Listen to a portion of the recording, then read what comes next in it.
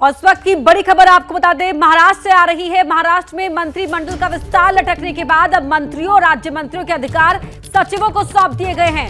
मंत्री ना होने की वजह से कई महकमों के कामों पर असर पड़ रहा है, जिसके चलते कई काम अटके हुए हैं। महाराष्ट्र में एकनाथ शिंदे को सीएम पद की शपथ लिए हुए 36 दिन हो चुके हैं। 1 महीने से ज्यादा का वक्त हो चुका है, लेकिन उसके बावजूद भी अभी तक मंत्रियों के बंटवारे ना, मंत्रिमंडल का विस्तार ना होने की वजह से लगातार काम अटक रहे हैं, काम लंबित पड़े हुए हैं और ऐसे में सचिवों को अधिकार दे दिए गए हैं। तो कैबिनेट का विस्तार लटकने के बाद अब मंत्रियों और राज्य मंत्रियों के जो अधिकार होते हैं वो सचिवों को दे दिए गए हैं। मंत्री ना होने की वजह से कई विभागों के कामों पर असर पड़ रहा था, जिसकी वजह से कई काम अटके हुए हैं, रुके हुए हैं।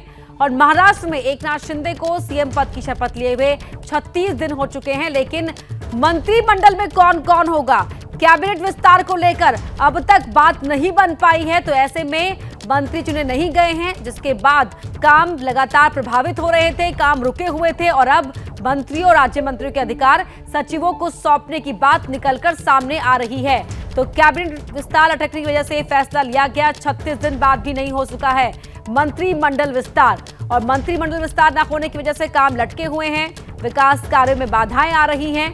इसके बाद ये फैसला लिया गया कि सचिवों को अधिकार सौंप दिए गए। जैसे ही घड़ी का काटा दोपहर 2:30 पे आए, बबीता जी का दिल सास बहू साजिश के लिए मचल जाए।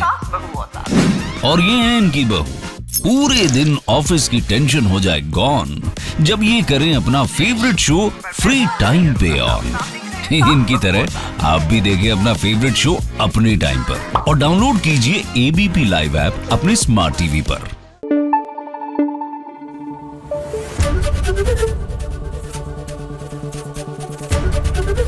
एबीपी न्यूज आपको रखे आगे।